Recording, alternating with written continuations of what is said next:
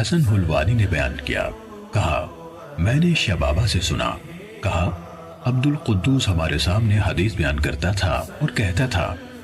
سوید بن عقلہ شبابہ نے کہا میں نے عبد القدوس سے سنا، کہتا تھا رسول اللہ صلی اللہ علیہ وسلم نے روح کو عرض بنانے سے منع فرمایا ہے۔ کہا اس سے کہا گیا اس کا کیا مطلب ہے؟ تو اس نے کہا مطلب یہ ہے کہ دیوار میں سوراخ رکھا جائے تاکہ اس میں ہوا داخل ہو۔ امام مسلم نے کہا میں نے عبید اللہ بن عمر قواریری سے سنا، کہہ رہے تھے میں نے حماد بن زید سے سنا، وہ مہدی بن ہلال کے علمی مجلس منعقد کر سے چند دن بعد ایک آدمی سے کہہ رہے تھے یہ نمکین چشمہ کیا ہے جو آپ کی طرف سے پھوٹا ہے؟